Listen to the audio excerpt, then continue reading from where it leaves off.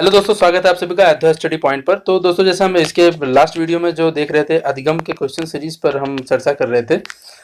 तो अधिगम का जो क्वेश्चन सीरीज था वो फर्स्ट में मैंने 10 क्वेश्चन लगाए थे और ये जो है आज की वीडियो में 15 क्वेश्चन है। इसके बाद एक वीडियो और लेके आऊंगा, फिर जो है अधिगम का क्वेश्चन जो है सीरीज जो है वो कंप्लीट होगा। फिर इसके बाद जो है हम दूसरा टॉपिक स्टार्ट करेंगे।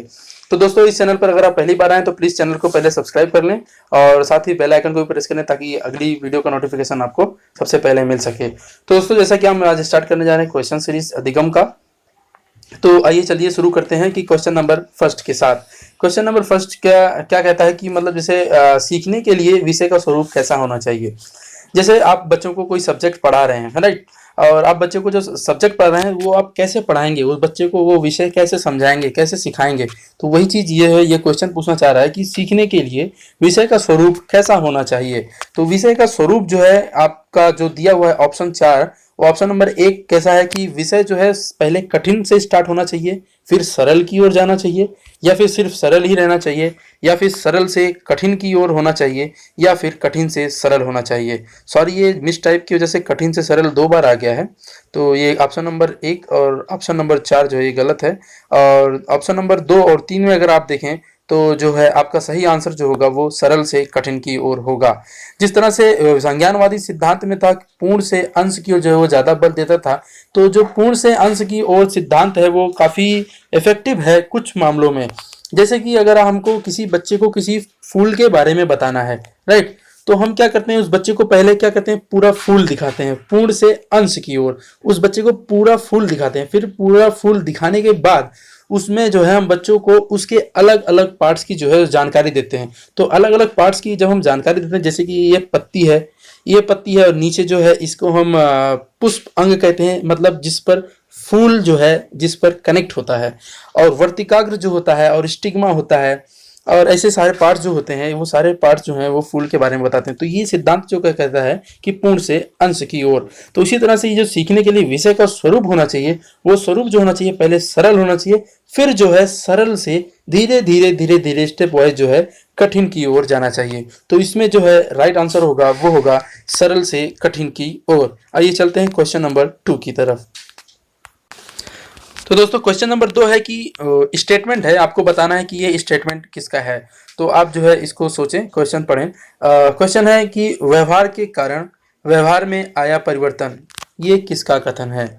तो जब मैंने आपको अधिगम की परिभाषा या फिर इसका जो कथन था या स्टेटमेंट था अलग अलग साइकोलॉजिस्ट का, अलग अलग वैज्ञानिक का, तो मैंने आपको बताया था कि व्यवहार के कारण व्यवहार में आया परिवर्तन क्या होता है। जैसे आप जा रहे हैं, आपके सामने से कोई आया, या फिर आप कॉलेज में जा रहे हैं, अध्यापक आपके सामने से आ रहा है, आप अध्यापक को या अपने बड़े से जो भी है उसको आप क्या बोलते हैं, गुड मॉर्निंग। तो सामने से पलटकर वो भी क्या बोलता है, गुड मॉर्निंग। तो ये जो व्यवहार था, आपने व्यवहार चेंज किया, तो आपके व्यवहार के अकॉर्डिंग सामने वाला भी जो है अपना व्यवहार चेंज किया और सामने से आपको भी क्या बोला, गुड मॉर्निंग। तो व्यवहार के कारण व्यवहार में आया परिवर्तन जो होता है, ये कथन किसका है, यही बताना है आपको। तो इसका आई होप कि आपको आंसर पता होगा। फिलहाल इसका आंसर जो है वो आंसर नंबर 1 होगा, जेपी गिलफोर्ड। चलिए चलते हैं क्वेश्चन नंबर 3 पर। दोस्तों, क्वेश्चन नंबर 3 है कि ये भी एक स्टेटमेंट है, कथन है, ये आपको बताना है कि किसका कथन है। तो ये जो कथन है, बोला गया है कि अधिगम जो होता है वो व्यवहार में उत्तरोत्तर अनुकूलन की प्रक्रिया है। तो अगर आपने ये वीडियो देखा होगा तो ये भी आपको काफ़ी अच्छे से याद होगा कि अधिगम जो है स्टेप बाय स्टेप, ये किसके हिसाब से था, ये कथन किसका है, ये आपको बताना है कि अधिगम जो है व्यवहार में आने वाली उत्तरोत्तर अनुकूलन की प्रक्रिया है। ये जो कथन है B.F. स्किनर के द्वारा दिया गया है। तो इसमें जो है अगर आपको सारी परिभाषाएं पढ़नी है तो आप जो है जो वीडियो है प्लेलिस्ट में जाएं और जो है आप जो है अधिगम का सारा वीडियो वहां से देख सकते हैं। तो आइए चलते हैं क्वेश्चन नंबर 4 की तरफ। दोस्तों, क्वेश्चन नंबर 4 ये भी कथन से रिलेटेड है। ये जो है इसमें क्या है कि अधिगम जो है नवीन और अस्थायी परिवर्तन के अंतर्गत सीखने की एक प्रक्रिया है। तो आपको बताना है ये कथन किसका है। तो ऑप्शन नंबर 1 आपको दिख रहा है आइजैक, गेट्स, एल्बर्ट बांडुरा, या फिर इनमें से कोई नहीं। तो इसमें जो आंसर होगा ये आपका आंसर नंबर 1 होगा कि अधिगम नवीन और अस्थायी परिवर्तन के अंतर्गत सीखने की प्रक्रिया है। ये कथन किसका है, आइजैक का। आइए चलते क्वेश्चन नंबर 5 की तरफ। तो क्वेश्चन नंबर 5 जो है ये जो है अधिगम स्थानांतरण से है।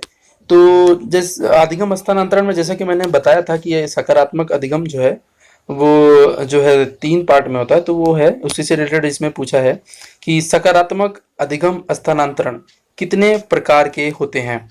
तो इसमें जो ऑप्शन है 2, 3, 4 या फिर कोई नहीं। तो आपको याद होगा, वीडियो में देखा होगा, तो आपने जो देखा होगा उसमें था क्या, आंसर नंबर 1, यानी कि सकारात्मक अधिगम जो है वो 3 तरह के होते हैं। कौन कौन से मैंने बताया था आपको, क्षैतिज अंतरण, ऊर्ध्व अधिगम स्थानांतरण या द्विपार्श्वीय अधिगम स्थानांतरण। चलिए चलते हैं क्वेश्चन नंबर 6 पर। क्वेश्चन नंबर 6 है कि यदि हम, ये भी जो है अधिगम स्थानांतरण से है, अंतरण से है, तो ये है क्वेश्चन नंबर 6 क्या है कि अगर हम पहले कोई काम करते हैं, राइट, जैसे हमने कोई काम पहले किया, फिर जो है दूसरा काम करते हैं, तो दूसरा काम करने में यदि हमें पहले काम की वजह से भ्रम पैदा होता है। तो क्वेश्चन में मैंने वीडियो में बताया था कि जैसे हम भारत में ड्राइविंग कर रहे हैं और उसके बाद जाके यूरोपियन कंट्री में या फिर यहाँ पर गल्फ कंट्री में ड्राइविंग करते हैं, तो वहाँ पर राइट हैंडेड ड्राइविंग होगा। तो जो है आपको इंडिया में अगर आपने ड्राइविंग किया तो वहाँ पे जाके आपको थोड़ा सा कन्फ्यूजन हो सकता है। तो यहाँ पर ये वही क्वेश्चन है कि यदि हम पहले कोई काम करते हैं फिर दूसरा काम करते हैं, अगर हमें दूसरा काम करने में पहले काम की वजह से भ्रम होता है, तो यह कैसा अधिगम स्थानांतरण है।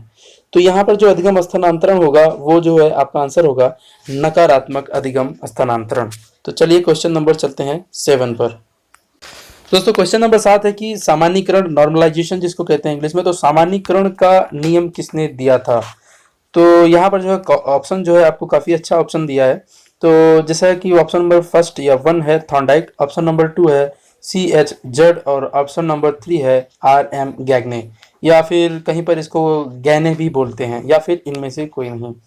तो यहाँ पर जो सामान्यीकरण का नियम जो है ये मैंने वीडियो में बताया था आपको, ये किसने दिया था, CH जड ने दिया था।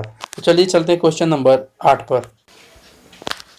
तो दोस्तों जो क्वेश्चन नंबर 8 है ये पूछ रहा है कि संकेत अधिगम स्तर, जो संकेत अधिगम स्तर है जो गैने ने दिया था जिनका था, तो इसमें जो है सबसे निम्न स्तर का है ये जो संकेत अधिगम स्तर किसके सिद्धांत से मिलता है। तो यहाँ पर जो है आपका ऑप्शन नंबर 1 है थॉर्नडाइक, वर्दीमर, दोनों या फिर इनमें से कोई नहीं। तो दोनों तो हो ही नहीं सकता, तो इनमें से जो है आपको एक सिलेक्ट करना है, ऑप्शन नंबर 1 या ऑप्शन नंबर 2। तो आप सोचिए इसमें क्या हो सकता है। तो इसका जो आंसर होगा, इसका आंसर जो होगा वो ऑप्शन नंबर हो जाएगा 1 थॉर्नडाइक, राइट, थॉर्नडाइक हो जाएगा। तो इसको अगर आपको काफ़ी डिटेल देखना है तो आप वीडियो में जाकर देख सकते हैं। ओके चलिए चलते हैं क्वेश्चन नंबर 9 पर। दोस्तों क्वेश्चन नंबर 9 जो है वो जो थॉर्नडाइक ने जो नियम दिए थे, मुख्य नियम और गौड़ नियम दिए थे, है ना।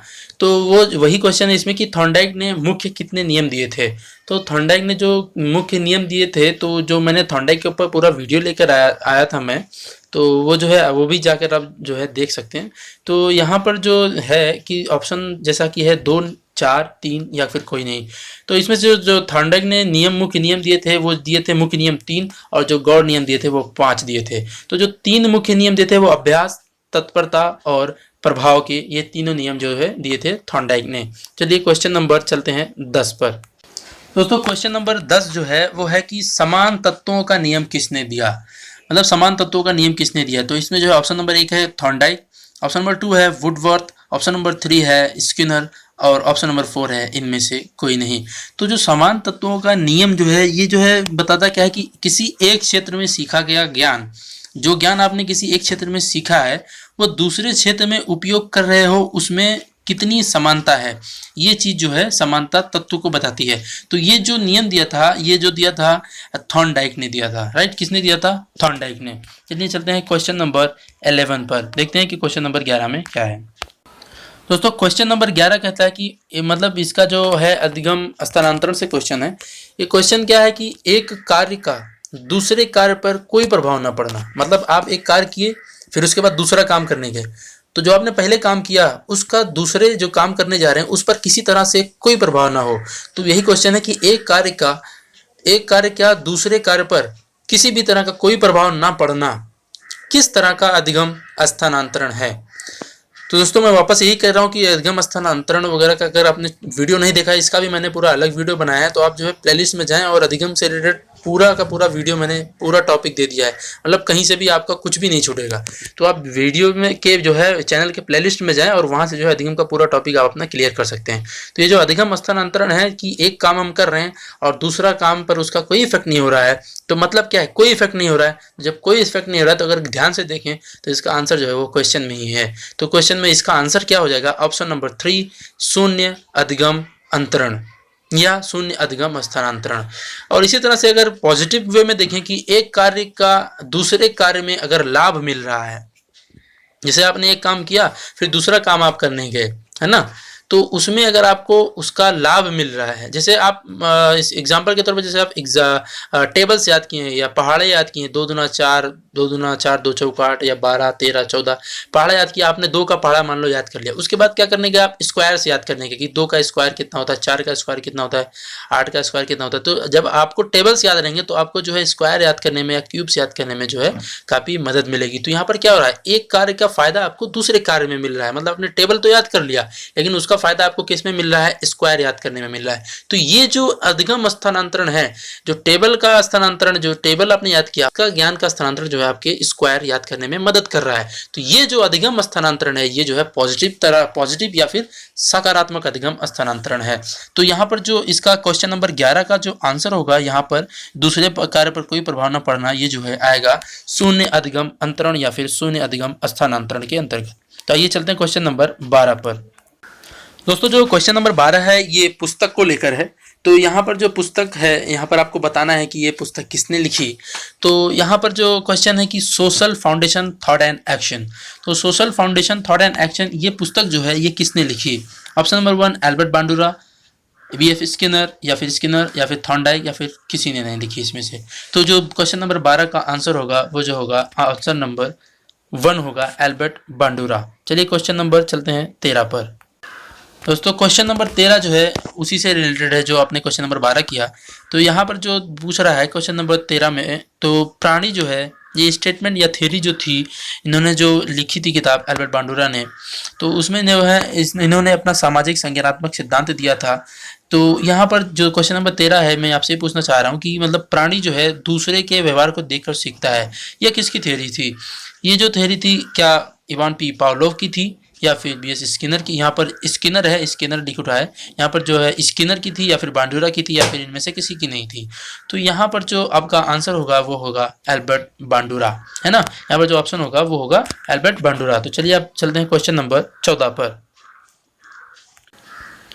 दोस्तों यहाँ पर क्वेश्चन नंबर 14 और क्वेश्चन नंबर 15 ये दोनों का आंसर जो है आप लोगों को कमेंट बॉक्स में लिख कर देना है कि क्वेश्चन नंबर 14 का आंसर क्या होगा और क्वेश्चन नंबर 15 का आंसर क्या होगा। ये एक तरह से आपके लिए होमवर्क है, तो आप इसको ढूंढें और आंसर जो है कमेंट बॉक्स में लिख कर बताएं। तो क्वेश्चन जो है 14, रॉबर्ट एम गैगने के अनुसार जो है सबसे उच्च अधिगम स्तर कौन सा है। जैसा मैंने आपको वीडियो में बताया था कि रॉबर्ट एम गैगने ने अष्टपदीय सोपानके का सिद्धांत दिया था अधिगम का। तो इन्होंने जो 8 स्टेप थे अधिगम के उन्होंने ये बताए थे। तो उसमें सबसे निम्न से लेकर सबसे हायर जो था वो 8वां था। उसमें जो है आपको ढूंढना है उसमें सबसे हायर कौन सा है और सबसे लोअर कौन सा है। और क्वेश्चन नंबर 15 जो है जैसा कि आपको दिख रहा है स्क्रीन पर, इसमें जो है वही जो मैंने ऊपर बोला कि अष्टपदीय सोपानकी का सिद्धांत किसने दिया। तो आई थिंक आपको आंसर जो है जो मैं क्वेश्चन नंबर 14 का स्पेसिफिकेशन थोड़ा सा बता रहा था उसमें ही आपको मिल गया होगा। बट जो है आप इसका आंसर जो है कमेंट बॉक्स में करके तेरा क्वेश्चन नंबर 14 और क्वेश्चन नंबर 15 का आंसर जो है आप कमेंट बॉक्स में करें और बताएं कि आंसर क्या होगा। तो दोस्तों आज का वीडियो आपको कैसा लगा ये भी आप कमेंट बॉक्स में लिखकर जरूर बताएं और इसी तरह जो है अपना सपोर्ट मेरे साथ बनाए रहें ताकि मुझे भी इसी तरह मोटिवेशन मिलता रहे और मैं इसी तरह से जो है आपके लिए मेहनत करता हूं और वीडियो आपके लिए पहुंचाता रहूं वीडियो आप तक। तो दोस्तों जो है आज के वीडियो में इतना ही। वीडियो आपको पसंद आया हो तो लाइक करें, शेयर करें और अभी तक आपने चैनल को सब्सक्राइब नहीं किया तो प्लीज़ चैनल को सब्सक्राइब करें और अपने फ्रेंड्स के साथ ज़्यादा से ज़्यादा शेयर करें। Okay guys, thank you for watching, bye bye.